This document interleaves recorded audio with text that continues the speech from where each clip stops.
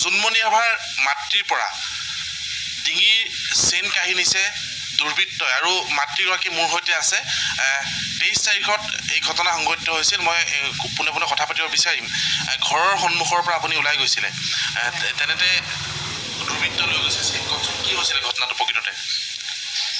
মই মানুহ এজনীৰ লগত গেটৰ মুখতে অলপ কথা পাতিছোঁ বহুত গৰম মই বহি আছিলোঁ আধা ঘণ্টামান তাতে তেওঁ আৰু দুজনীমান আছিলে তেওঁলোকে মই ক'লোঁ তোমালোকে যোৱা আৰু ময়ো ঘৰত যাওঁ আৰু বোৱাৰীজনীও ক'লে খুৰী মই যাওঁ দিয়ক 9টা বাজিলে আৰু আপুনিও যাওকগৈ ময়ো তেতিয়া আৰু তাই গুচি গ'ল 9টা ৰাতি 9টা বজাত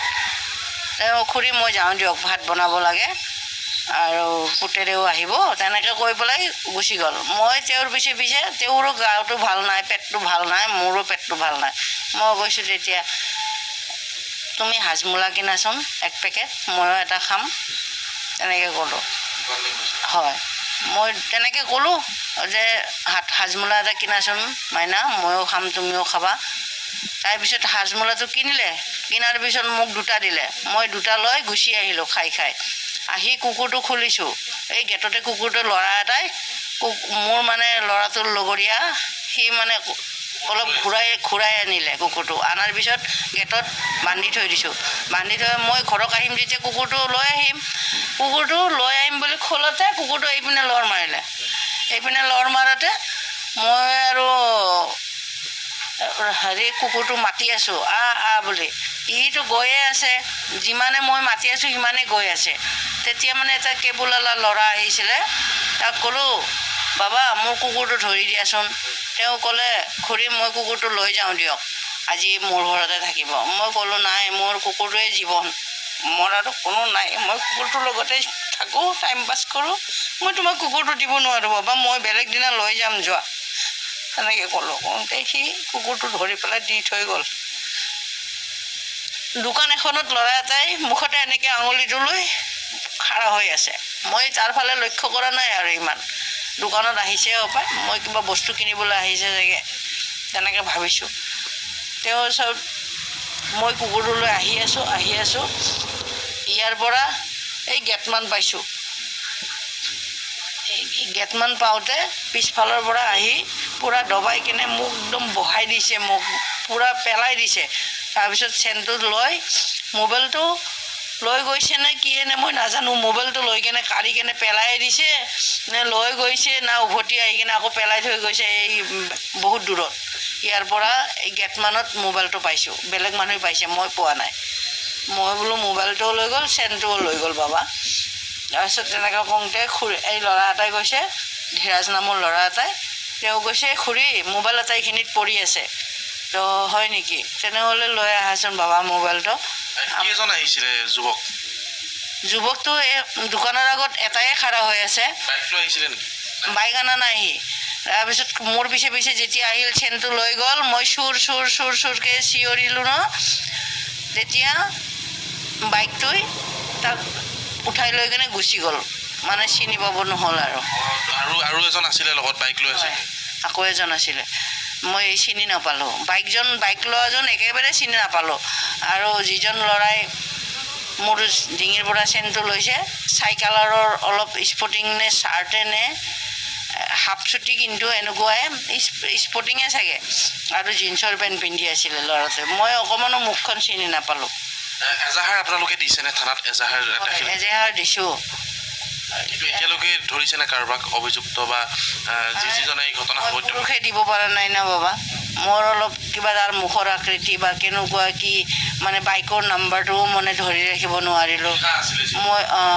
মই মানে পঢ়া শুনাটো নাই না মই পঢ়া শুনা কৰিব নোৱাৰোঁ তো মই বাইকৰ নাম্বাৰটো ৰাখিব নোৱাৰিলোঁ আৰু যিখিনি মানুহে দেখা পালে সেইখিনিও মানে কি হ'ল বুলি মোকে মানে কোনে বা কি হ'ল এনেকৈ ওলাই আহিছে তো বাইকৰ ফালে চকু নকৰিলে তেওঁলোকৰ ফালে চকু নকৰিলে, সেইটো কাৰণে ধৰা নপৰিলে। আৰু CC কেমেৰা, মোৰ CC কেমেৰাই কাভাৰ নকৰে চাগে, আৰু আগতো CC কেমেৰা আছে মন্দিৰত এটা, সেইটোও মানে অলপ আৰ হৈ যায়, সেইটো কাৰণে একোৱে মানে পুৰুষ দিব নোৱাৰিলোঁ পুলিচক। তো কি এতিয়া হ'ব এতিয়া আপুনি নিৰাপত্তাহীনতাটো ভুগিছে, ঘৰৰ সন্মুখতে আপোনাৰ এনেকুৱা এটা ঘটনা সংঘটিত হৈছে। মই মোৰ নিজৰ ল'ৰা ছোৱালী হেৰাই মই কিমান দুখত আছোঁ, তাৰ উপৰিও মোক যদি এনেকুৱা দুখ দেই, মই কেনেকৈ জীয়াই থাকিম বাবা, মই কেনেকৈ জীয়াই থাকিম কচোন। এয়া আছিল জোনমণি ৰাভাৰ মাতৃ, আৰু ইতিমধ্যে আমি জানো জোনমণি ৰাভা কোন এগৰাকী আৰক্ষী বিষয়া আছিল। খুদ আৰক্ষী বিষয়াৰ মাতৃয়ে এতিয়া নিৰাপত্তাহীনতাত ভুগিবলগীয়া হৈছে। গুৱাহাটী মহানগৰীত কোৱা হয় স্মাৰ্ট আৰক্ষী আছে, স্মাৰ্ট আৰক্ষীৰ এয়াই আচলতে প্ৰকৃততে ফুপুলা স্বৰূপ বুলি ক'ব লাগিব, কিয়নো স্মাৰ্ট আৰক্ষীয়ে প্ৰকৃততে কি কৰিছে, এইসকল মহিলা বা যুৱতীক নিৰাপত্তা দিব পৰা নাই। ঘৰৰ সন্মুখৰ পৰা এইদৰে জোনমণি ৰাভাৰ মাতৃৰ পৰা ডিঙিৰ চেইন কাঢ়ি লৈ গৈছে, আক্ৰমণ কৰিছে, তেওঁ কেইবা ঠাইতো ইতিমধ্যে আঘাত পাইছে। আপুনি ক'ত ক'ত দুখ পাইছে? মই বাহুত দুখ পাইছোঁ, আৰু এই আঙুলিটো মই একো কৰিব নোৱাৰা হৈছোঁ। তাৰপিছত এই ভৰিত চামৰা গৈছে, মই পেটত দুখ পাইছোঁ, মই বেহুচ হৈ গৈছিলোঁ তাতে, দুই উল্টামান মোক একেবাৰে গতিয়াই দিছে, তো কাপোৰ চাপোৰ ফাৰি গৈছে। মই যেনে তেনে উঠিছোঁ, আৰু যেনে যেনে মুখৰ পৰা মাতটো ওলাইছে আৰু উঠি বহি মই চুৰকৈ চিঞৰিছোঁ। তেতিয়া তেওঁলোকে দৌৰিয়ে গ'ল। চুৰকৈ চিঞৰাৰ পিছত গাড়ীখন ইয়াৰ পৰা গৈছে, তাক উঠাই লৈ গুচি গ'ল। গতিকে ভাবি চাওক কি ধৰণে গুৱাহাটী মহানগৰীত এইদৰে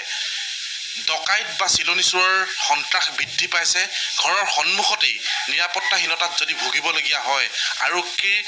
কাৰ্যকলাপক লৈ আৰক্ষীয়ে কি কাম কৰি আছে, আৰক্ষীয়ে কেনেকুৱা ধৰণৰ তদন্ত কৰিছে, তাক লৈ ইতিমধ্যে প্ৰশ্ন উত্থাপন হৈছে। কেৱল চিলনী চোৰে ডিঙিৰ পৰা চেইন কাঢ়ি লোৱাই নহয়, এইগৰাকী জোনমণি ৰাভাৰ দুৰ্ভগীয়া মাতৃক শাৰীৰিকভাৱে আক্ৰমণ কৰিছে দুৰ্বৃত্তৰ দলে।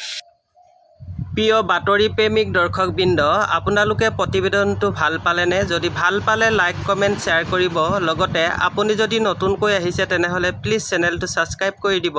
আৰু আপোনালোকৰ আগলৈ নতুন নতুন প্ৰতিবেদন যাতে যুগুতাই আনিব পাৰোঁ। আৰু অন্য এটা প্ৰতিবেদনৰ সৈতে পুনৰ লগ হ'ম। আজিলৈ আহিছোঁ, ধন্যবাদ।